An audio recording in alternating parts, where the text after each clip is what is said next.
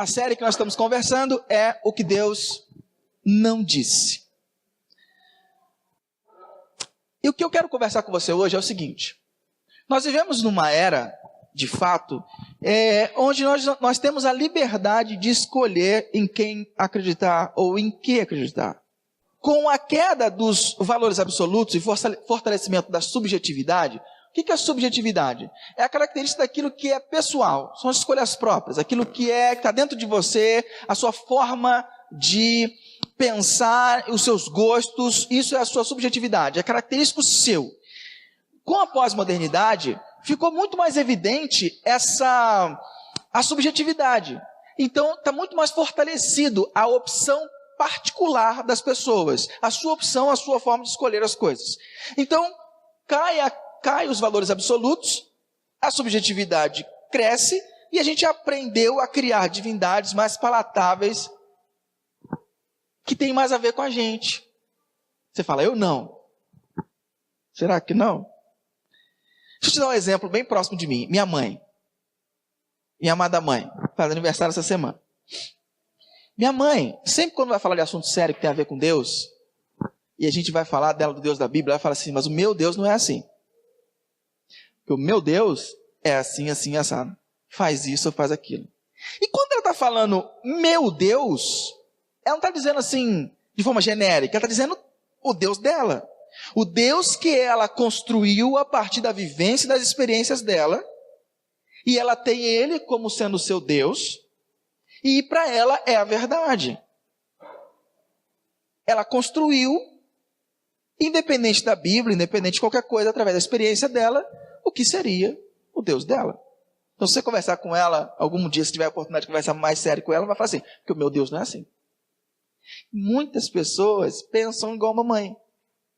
Pensam assim. E essa mistura de Deus, de que o meu Deus é assim, meu Deus é assado, meu Deus faz isso, meu Deus faz aquilo, gera alguns tipos de comportamento. Você já ouviu falar na ética do filho do rei? A ética do filho do rei é, eu sou filho do rei, então eu posso qualquer coisa. É a mesma coisa da ética do filho do juiz, do filho do presidente, do filho do síndico, do filho do advogado, do desembargador. As pessoas acreditam no Brasil que o poder está ligado a privilégio e não a responsabilidade. Então, se você é filho de alguém importante, filho do pastor, você tem privilégio e não responsabilidade. Bem que filho de pastor sofre, né?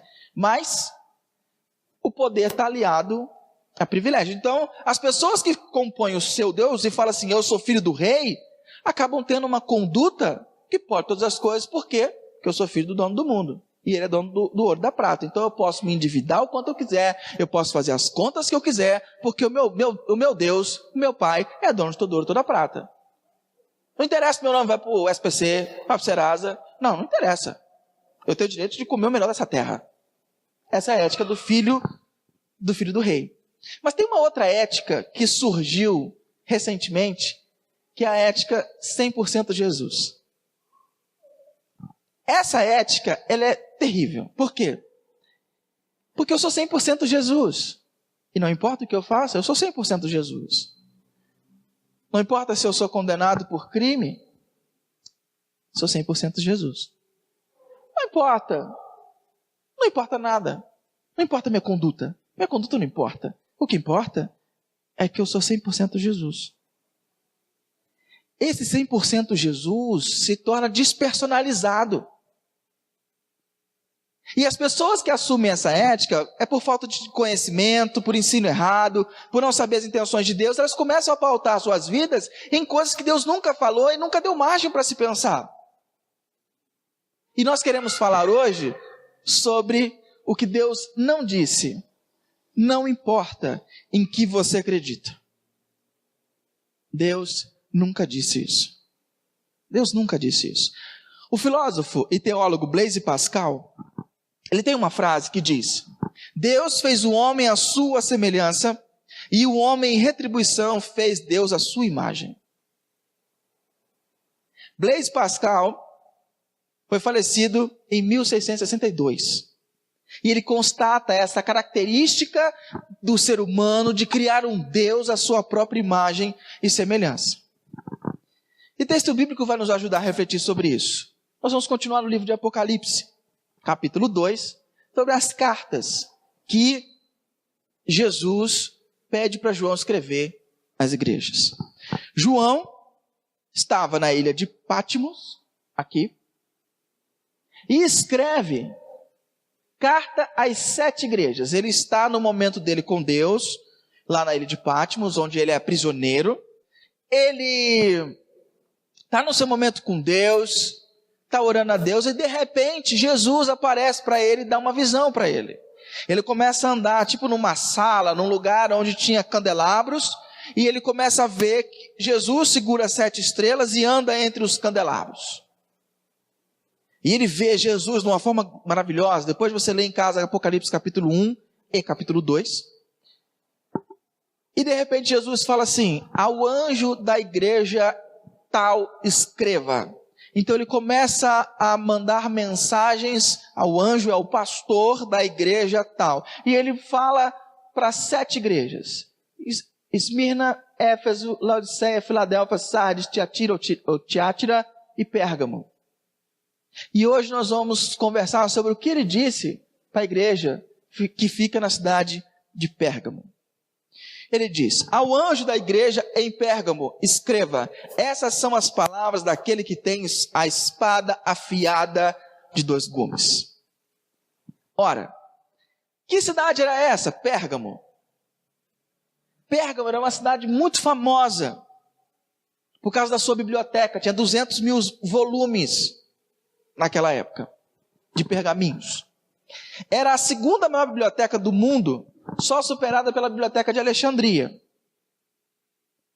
Dizem alguns historiadores, pesquisadores, que essa cidade é a cidade de Troia, onde teve aquela batalha lá do cavalo de Troia, de Aquiles e tal. Mas não se confirma isso, mas dizem que é. Todas as estradas da Ásia coincidiam e convergiam ali em Pérgamo. Era uma cidade fantástica.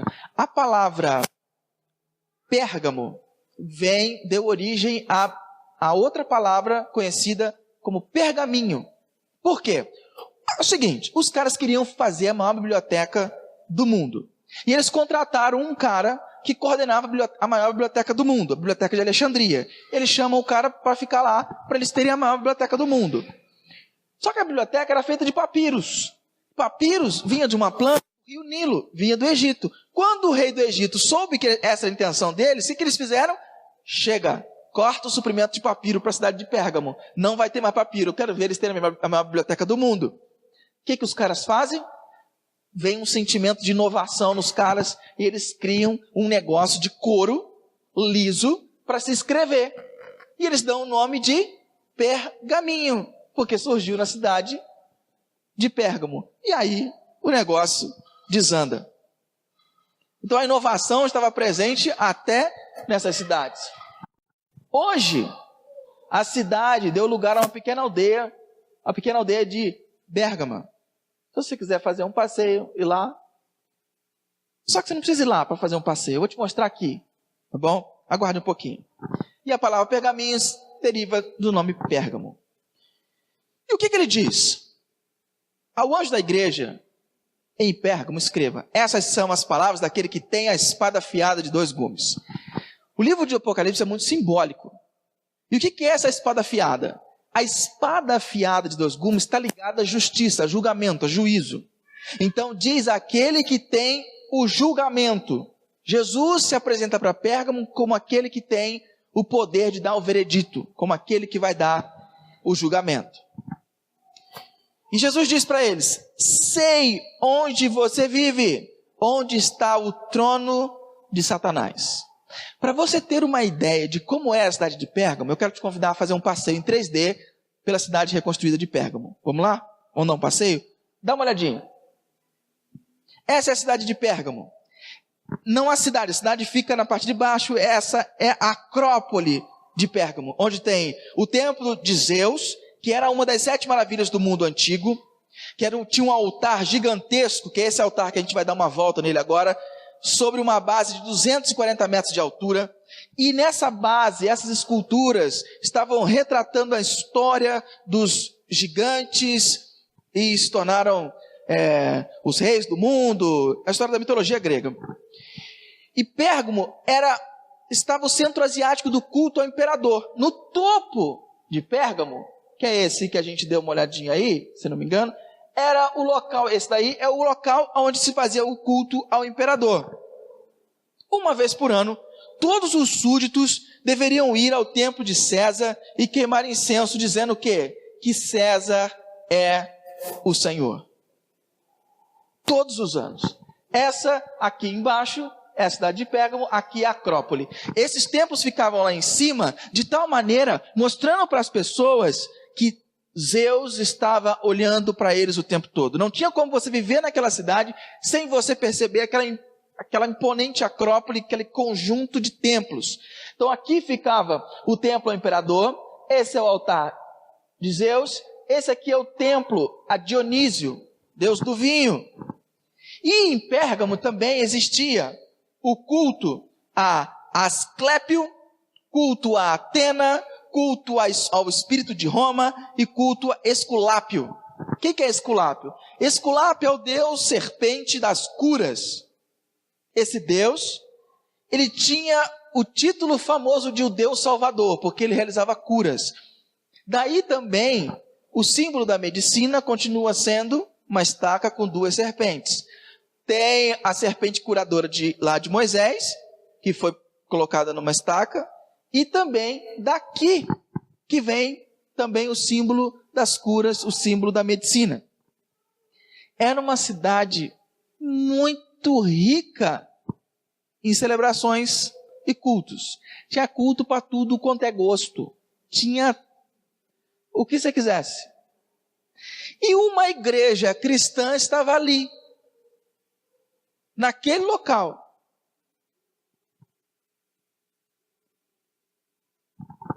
Jesus fala para eles: eu sei onde você vive, onde está o trono de Satanás. O trono de Satanás não é um lugar físico, mas eles viviam no meio dessa diversidade religiosa que é caracterizada por Jesus como o trono de Satanás.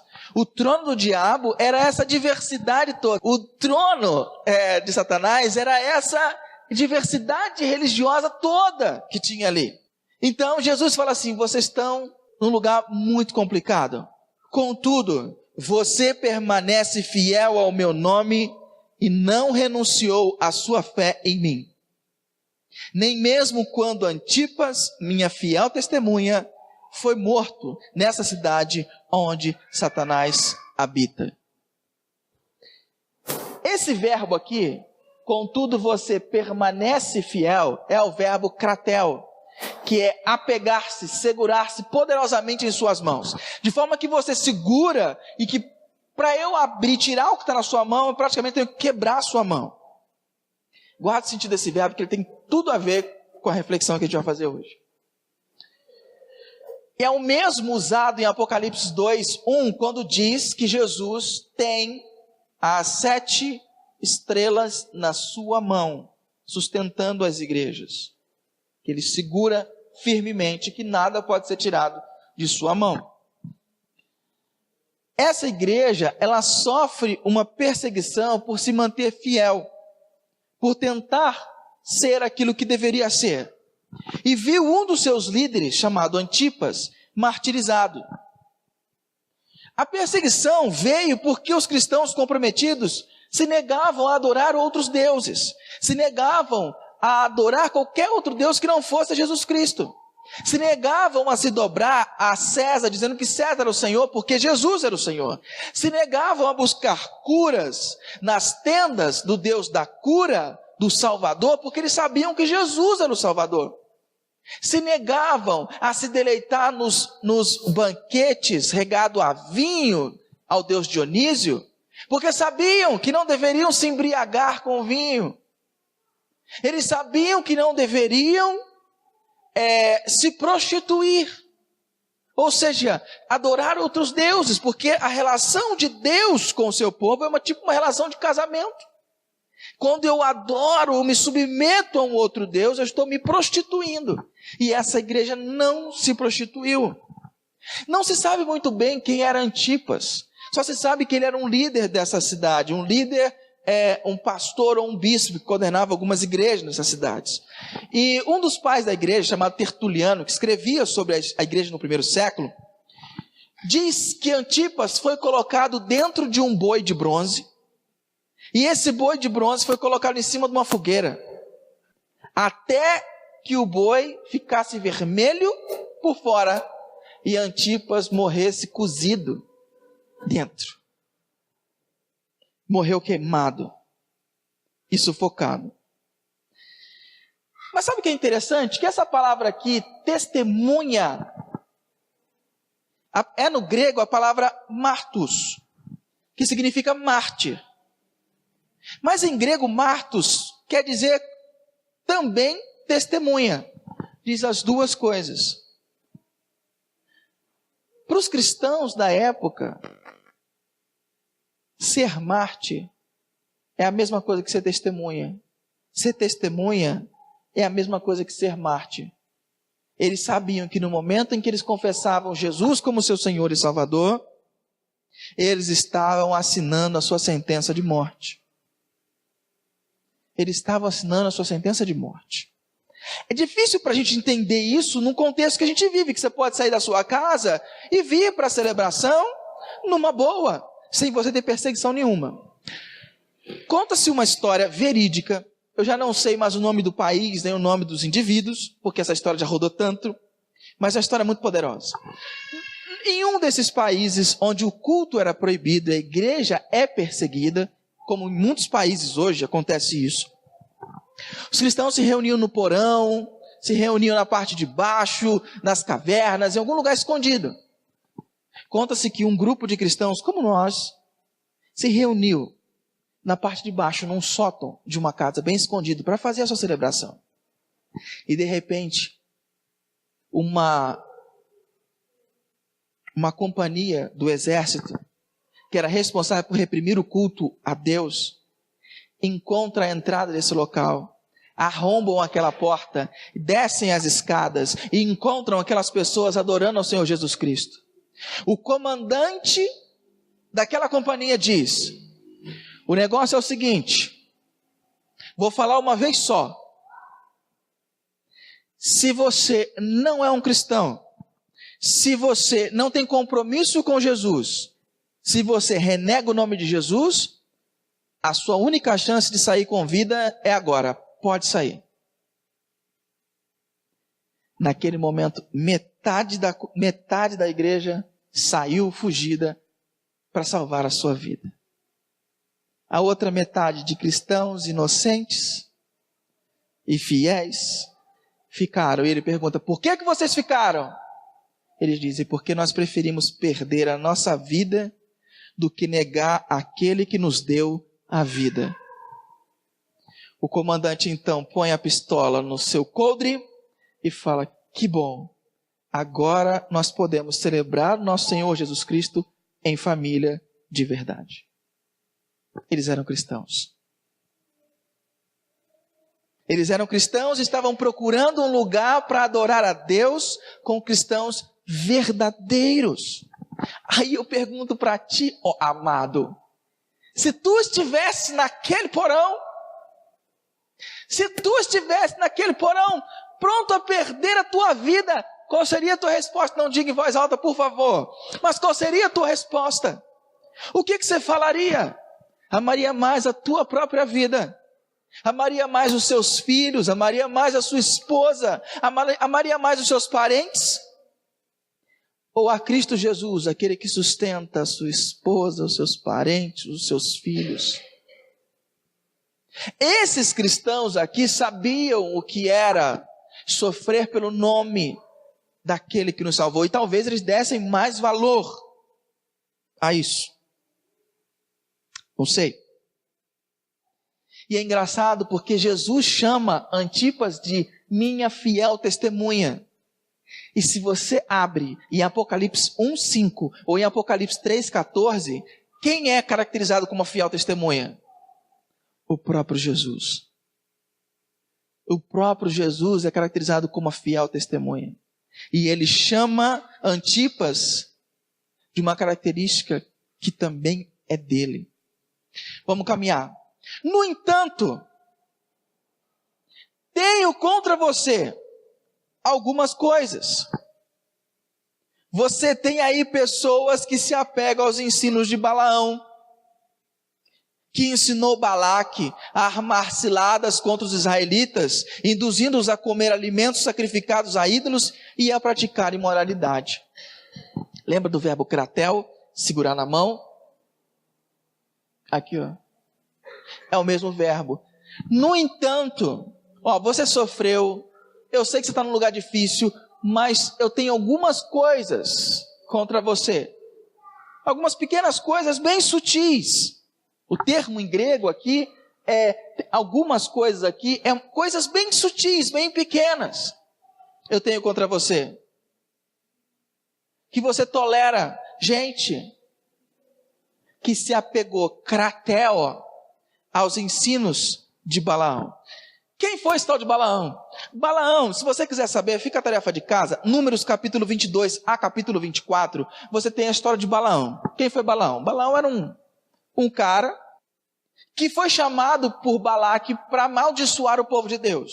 E ele chama o cara e fala assim, vem aqui, porque esse povo está marchando aqui perto de mim, eu estou com medo do que eles vão fazer comigo, então eu quero que você jogue uma praga neles, jogue uma maldição neles, que eu tenho certeza que a vida deles vai se enrolar. E Balaão fala assim, cara, desiste desse negócio. Esse povo é do Deus vivo, rapaz, nada pega neles não tem praga que pega neles não. Não tem jeito. A Balaque, não rapaz, vem cá, eu pago o que você quiser, vem cá e vamos jogar uma praga nesse povo. Eu preciso de você. Aí Balaão fala assim, eu vou ficar aqui. Vou ficar aqui até amanhã. Se Deus falar comigo porque eu tenho que ir, nós vamos. No dia seguinte, Deus fala assim, então tá bom, vai. No caminho tem aquele episódio que ele está indo, aí aparece o filho do homem na frente da mula que ele estava sentado, a mula se desvia, a mula vai se desviando, pá. E a mula começa a falar com ele. A mula fala com ele. Mas se você quiser saber o que a mula falou com ele, você vai ler o texto, tá bom?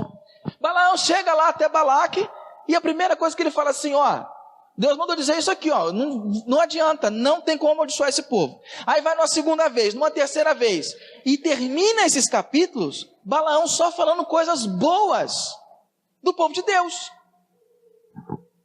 Só que se você pula um pouquinho e vai até o capítulo 31 de Números, você percebe algo fantástico. O que você percebe? Que Balaão é morto, junto com os infiéis. E a Bíblia diz lá, que Balaão ensinou Balaque como fazer o povo de Deus perder. Sabe o que ele fez? Ele falou o seguinte, ele ensinou as meninas midianitas a botarem sainha curtinha, decotão, e a seduzir os homens de Israel. Números capítulo 24, 25, 26, você vê que uma praga entrou no meio do povo, porque eles começaram a se relacionar com as midianitas, e se corromperam, desobedeceram a Deus, viraram idólatras, e a coisa foi para o espaço. E aí eles começaram a comer alimentos sacrificados a ídolos e a praticar imoralidade sexual, desobedecendo a Deus. E eu percebo que Balaão levou o caos para o povo, porque ele tinha uma postura na sua vida pública, mas uma outra postura na sua vida privada. Na frente de todo mundo ele falava bem, mas nos bastidores da sua vida particular, ele tramava contra o povo de Deus. Uma coisa que eu queria que você prestasse atenção, sempre quando o bagulho fica louco, sempre quando o povo se perde, 3 coisas estão envolvidas: comer, idolatria e imoralidade sexual. É impressionante. É impressionante como essas 3 áreas têm o poder de desvirtuar. Quem não tem controle sobre a comida, não tem controle sobre o que come, está servindo ao Deus na comida, porque a comida está controlando ele. Ele é controlado pelo estômago. A Bíblia chama isso de glutonaria. Ídolos. A gente já falou isso várias vezes. Coisas que controlam o nosso comportamento. Imoralidade sexual. Viveram a vida santa e reta com a sexualidade dentro do casamento. O pastor Cláudio Duarte estava uns videozinhos daquele bem engraçado. Ele estava falando assim: o cara que é solteiro fala assim: eu quero casar para fazer sexo todo dia. Aí o pastor fala assim: você não sabe, filho, da missa metade. Você não sabe, depois que casa, você não vai fazer quase dia nenhum. E ele fala uma coisa muito interessante. Ele fala assim para os jovens: jovens, Deus fica muito triste com quem faz sexo antes do casamento, mas também fica muito triste com quem não faz depois de casado. A imoralidade sexual não está só atrelada a você não fazer sexo antes do casamento. Está atrelada a você usar o sexo de maneira decente, da maneira que Deus determinou para que fosse usado.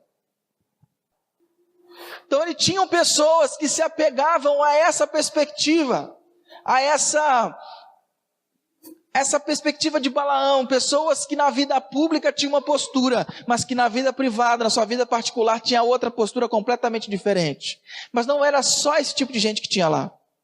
De igual modo, você tem também os que se apegam ao ensino dos nicolaítas, Cratel. Qual era os ensinos dos nicolaítas? Nós falamos sobre eles semana passada. Os nicolaítas ensinavam que os cristãos não precisavam ser diferentes. Quanto mais pecado, maior seria a graça. Eles ensinavam que depois que você aceita Jesus, não tem problema algum em você se meter com qualquer coisa, porque todo pecado foi perdoado por Jesus na cruz.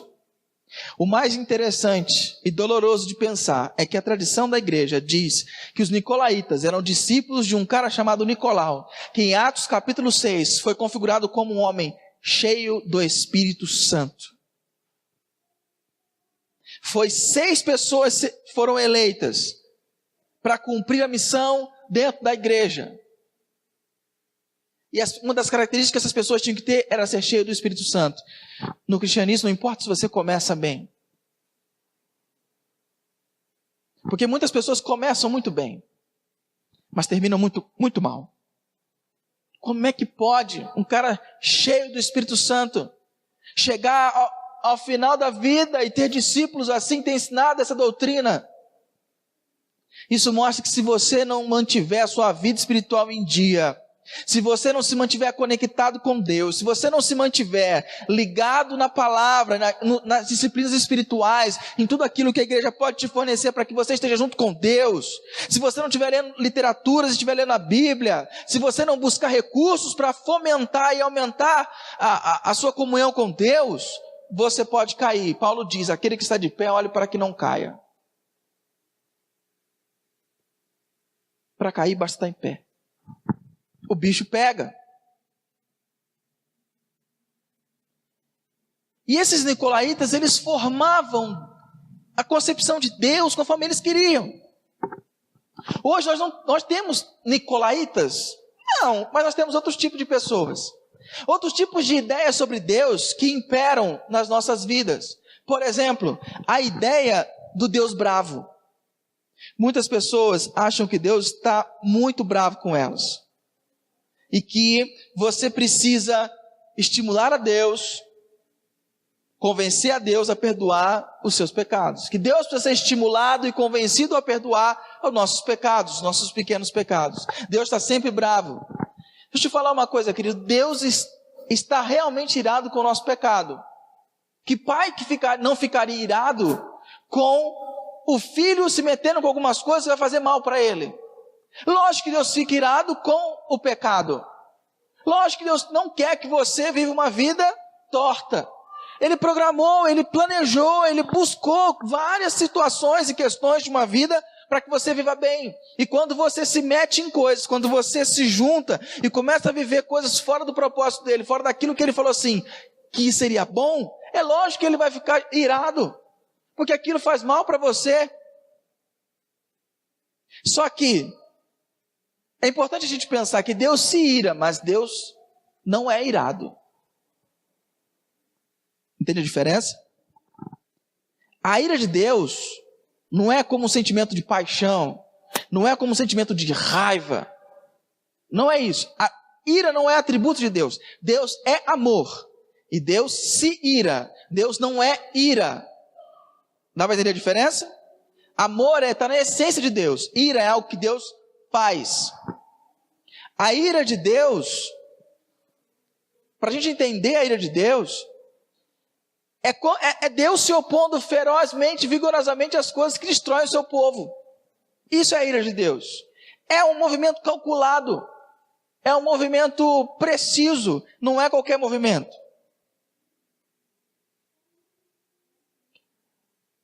A gente precisa compreender que Deus não tem comunhão com o pecado. Pode ser muito complicado a gente aliar amor e ira de Deus. A gente olhar um Deus que é amoroso e um Deus que se ira. Só que a gente tem que pensar que a ira de Deus é uma resposta cuidadosa, objetiva e racional. Não é um sentimento. Não é algo que Deus... Não é algo que surge simplesmente no ímpeto. Além da ideia do Deus irado, nós temos a ideia do Deus ursinho de pelúcia. Que é um Deusinho bonitinho, meu Deus. É um Deus que não se importa com o nosso pecado. Não é incomum encontrarmos pessoas se referindo a Deus, ao Deus dela, como um Deus que não julga, que é bondoso, que ama, jamais castiga e nunca enviaria uma pessoa para o inferno. É comum a gente ver pessoas falar assim, não, porque Deus para mim é isso. Deixa eu te perguntar uma coisa. Um Deus que não se importa com aquilo que te destrói, pode ser um Deus amoroso? Pode ser um Deus bondoso? Não tem como. Um Deus agradável e manso não é um Deus amoroso. Um Deus que passa a mão no seu pelo, em tudo que você faz, não pode ser um Deus amoroso. O Richard Niebuhr, professor de teologia em Yale, dizia o seguinte: um Deus sem ira serve a homens sem pecado em um reino sem julgamento, por meio das ministrações de um Cristo sem cruz. Ou seja, não serve para nada. Outra ideia comum no nosso meio, a ideia do Deus que aguarda o seu desenvolvimento. É o Deus que fica na expectativa, é o Deus que precisa ser estimulado e convencido para nos deixar passar de estágio. Você está nessa terra, mas existem outros planos. E Ele te dá a oportunidade de você melhorar. E aí você vai tentando se desenvolver. Você faz boas coisas. E aí Ele pega a Tainara ou pega a Cida e vai fazer um acerto de contas com a Cida. Não deu certo, Cida? Então nós vamos pegar a existência da Cida, vamos rasgar, jogar fora. Eu vou te colocar a sua alma em outro corpo, em outra existência, e vamos ver se agora dá certo. Porque você não deu certo. Aí você passa mais um tempo, passa uma vida, não deu certo, você não conseguiu evoluir. Aí pega essa sua existência, rasga, joga fora, pega a tua alma e põe dentro de outro corpo e fala assim, agora vai. É um Deus que fica na tentativa e erro, que fica esperando você evoluir, fica esperando para que você possa chegar a algum lugar. O Deus da Bíblia não trabalha com tentativa e erro. A bondade ao próximo não é algo que comove o coração de Deus, nos fazendo ganhar pontos com Ele, porque a nossa bondade, o máximo de bondade que a gente consegue fazer, não chega no mínimo exigido da bondade que Deus exige, no nível mínimo. Nós não conseguimos fazer isso. Tem mais um tipo, a ideia do Deus customizado. É o Deus que precisa ser parecido comigo para eu entendê-lo. Se não me engano, foi um cara chamado Thomas Jefferson, um dos presidentes dos Estados Unidos. Não sei se foi o primeiro, algum.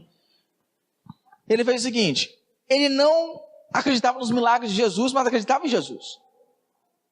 O que ele fez? Ele pegou a Bíblia dele e recortou todas as partes que falavam de milagre. E ele ficou com a Bíblia só com a parte dos ensinos de Jesus. Só que tinha alguns ensinos de Jesus que não eram muito legais para ele. E aí ele recortou essa parte dos ensinos de Jesus que não eram muito palatáveis e ficou só com as partes que ele achava palatável. No final das contas, o que ele tinha? Um Deus à sua imagem e semelhança. Então, quando você ouve uma palavra dura que vai contra o seu estilo de vida, você fala, mas Deus é assim? No fundo, você está querendo dizer assim, o meu Deus não é assim não. Não pode existir isso? Não pode ser assim. Como não sabemos como lidar com o ser complexo que é Deus, ignoramos as partes das quais não gostamos e montamos a configuração de um Deus que é aceitável para nós. Só que deixa eu te falar uma coisa, querido. O fato de você acreditar ou não em alguma coisa não torna aquilo verdade. O fato de você acreditar ou não que Jesus ressuscitou não torna aquilo mais verdade ou menos verdade. Ele ressuscitou e ponto final. Você crendo nisso ou não faz pouca diferença. O fato de Deus se irar contra o pecado, o fato de Deus ter as características do Deus da Bíblia, se você acredita nisso ou não, não muda o fato da verdade ser aquilo. Versículo 16 fala o seguinte: portanto, arrependa-se se não virei em breve até você e lutarei contra eles com a espada da minha boca. Deixa eu te perguntar, arrependa-se de quê? O que a igreja fez? Ela sofria, mas ela tinha uns perdidos dentro da igreja. Essa é uma parte dura. Eles tinham que se arrepender de serem passivos e não falarem a seus irmãos sobre os caminhos errados que estão trilhando. Essa igreja era omissa e passiva. Ela via pessoas no seio da comunidade cristã fazendo besteira, vivendo uma vida errada, e não falava para os seus irmãos que estava errado. Ela via seus irmãos faltando no culto domingo e não falava para os seus irmãos: por que você faltou? Não faz isso não. Uma brasa longe do braseiro esfria. Fica perto, fica junto. Essa igreja era omissa. Ela deixava as coisas acontecerem. E Jesus diz: arrependa-se disso. Isso é o seu pecado. A comunidade cristã tem que ter responsabilidade com seus companheiros de caminhada. Enquanto um sustentava a doutrina de Balaão, os demais membros ficavam em silêncio, um silêncio muito estranho. A infidelidade se aninhou dentro da igreja com a adesão de uns e conformismos do outro. Se estabeleceu ali. Essa igreja precisa lutar. Arrepender-se do quê? Da omissão. Não seja omisso. Não seja omisso. Você tem uma responsabilidade com as pessoas que estão perto de você. Você tem uma responsabilidade com as pessoas que estão ao teu redor. Com os seus parceiros de caminhada, com membros da sua família estendida. Portanto, arrependa-se. Eu virei em breve até você e lutarei contra eles. Sabe o que a sua omissão gera? Você ser omisso e não ajudar o seu irmão de caminhada. Entrega esse irmão à disciplina de Deus.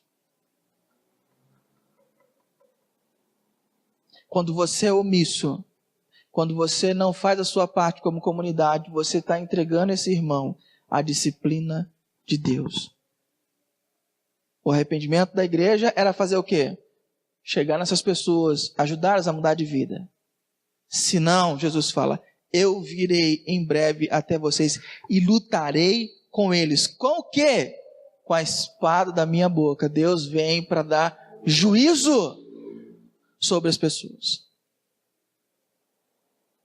Não podemos abrir mão do compromisso que nós temos com nossos irmãos de caminhada. E no último versículo ele diz: aquele que tem ouvidos, ouça o que o Espírito diz às igrejas. Ao vencedor darei o maná escondido. também lhe darei uma pedra branca, com um novo nome nela escrito, conhecido apenas por aquele que o recebe. Que é isso, pastor? O que era o maná? Maná era o pão que caía do céu quando o povo estava caminhando no deserto. Conta uma lenda de que o profeta Jeremias, quando o templo foi destruído, ele pegou uma urna com o maná que estava dentro da arca e escondeu numa das fendas do Monte Sinai. E que no tempo do Messias, quando o Messias viesse, essa urna iria aparecer com o maná dado por Deus. Isso é uma lenda. Mas se você olhar, quem é o autor do Apocalipse? João. Maná é o pão que caía do céu. O que João fala sobre pão? Ele fala que Jesus é o pão da vida. Então, quando ele fala que ao vencedor darei o maná, o vencedor será sustentado pelo pão da vida, que é Jesus Cristo, que é o próprio Deus. E o que é essa tal dessa pedra branca? Tem várias hipóteses, todas muito legais. E eu vou te deixar à vontade para escolher uma. Primeira hipótese é que quando as pessoas eram convidadas em Roma, era distribuído alimento para os pobres, suprimento de milho, de trigo. E essas pessoas que tinham direito a esse suprimento recebiam uma pedrinha branca. E eles apresentavam essa pedrinha branca. E eles sabiam que eles tinham direito a receber o sustento. Ou, quando tinha um banquete, quando tinha uma grande festa, o convite era uma pedrinha branca. A pedrinha branca te autorizava a entrar no banquete.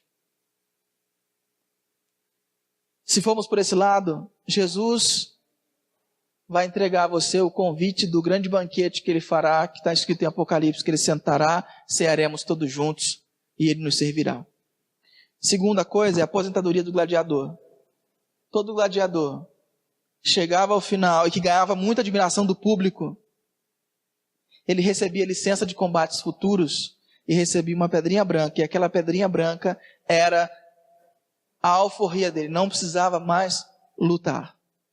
Ele foi aposentado das lutas. Se for isso, Deus está dizendo que o seu sofrimento vai acabar, que Ele vai entregar uma pedra branca para você, e você vai para o seio de Abraão, você vai no céu, na eternidade, onde não haverá mais dor, mais luta, onde não haverá mais choro, onde você será recebido e não precisará mais batalhar. Quando também tinha um julgamento, se a pessoa era condenada, recebia uma pedra preta. Se a pessoa era absolvida, recebia uma pedra branca. Se for por esse lado, Jesus entregará a sentença de absolvição eterna para você. E por último, todo vencedor da Olimpíada recebia os louros, recebia aquela coroa de louro, recebia um monte de coisa. Quando ele voltava para a sua cidade, ele era homenageado, mas ele tinha que... Como é que você saberia que ele foi campeão? Você não tinha internet, jornal. Esse cara recebia nas Olimpíadas uma tabuinha de mármore branco, uma pedra branca, escrito um nome nele. E quando ele voltava para casa, ele apresentava essa tabuinha, dizendo: eu fui o campeão. Eu venci. Os vencedores das Olimpíadas eram homenageados. Ao receber essa pedra branca, seria uma homenagem ao vencedor, aquele que ficou até o final. Então, eu quero dizer o seguinte para você pensar e praticar, para refletir. Em que crença você tem se apegado? Que tipo de Deus você tem se apegado? A ideia de que Deus? O Deus da Bíblia? Ou o Deus ursinho de pelúcia? O Deus customizado? Quem é o teu Deus? Deus nunca disse que não importava no que você crê. Importa sim, e muito. E em segundo lugar, seus irmãos de caminhada estão seguros tendo você por perto?